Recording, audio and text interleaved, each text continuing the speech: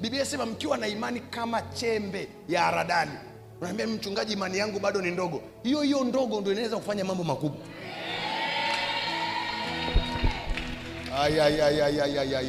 Wangapi wananielewa kitu nasema? Yesu anasema mkiwa na imani kama nini? Chembe ya haradali. Mtauambia mlima huu. Kama imani kama chembe ya haradali itahamisha milima, wewe imani kubwa unayoitafuta ni ya namna gani? Unataka kufanya nini? Tell your neighbor, unataka kufanyeje?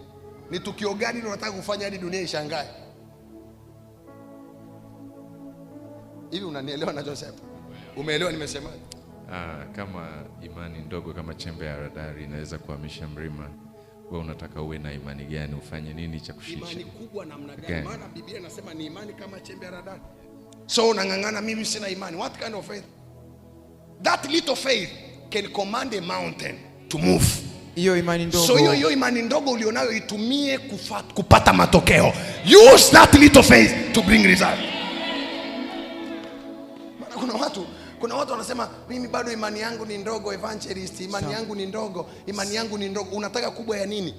Kama koko la embe, my faith is little. Koko la parachichi, what do you want for? Ikiwa kubwa namna hiyo, nataka nikwambie utakuwa unapotea hapa. Yaani kuna vitu utakuwa unavifanya hata sisi tunashangaa. Bwana asifiwe sana. Biblia inasema uwe na imani kama chembe ya haradali. It can shift the Bible say you should have. Biblia inashangaza sana. Watu wote ambao wanatambulika kwenye Biblia kama walikuwa na imani kubwa, hawakuwa wamefanya kitu amazing sana. Kwa mfano, yule jamaa aliyemwambia Yesu, sema neno tu nyumbani kwangu na mtumishi atapona. Yesu anasema ana imani kubwa. Alikuwa amehamisha milima?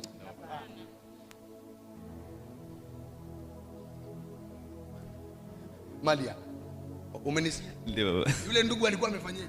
Aliamini tu kwamba kwa neno la Yesu mtumishi wake atapona. Yesu anasema hakika sijaona imani kubwa kama hii. Kwa kusema tu wewe sema neno nyumbani kwangu kutatokea muujiza. Hivyo hiyo uwezi. Hata hiyo. Sema neno tu mimi niolewe kesho.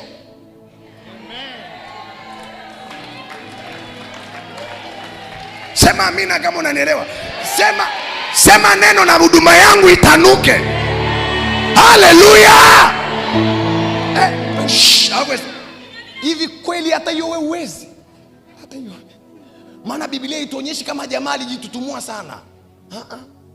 Alimwambia Yesu sema neno tu. Yesu anasema hakika sijaona imani kubwa kama hii. Sijaona kubwa kama hii. Muulize yule mwanamke Mkananayo atakwambia.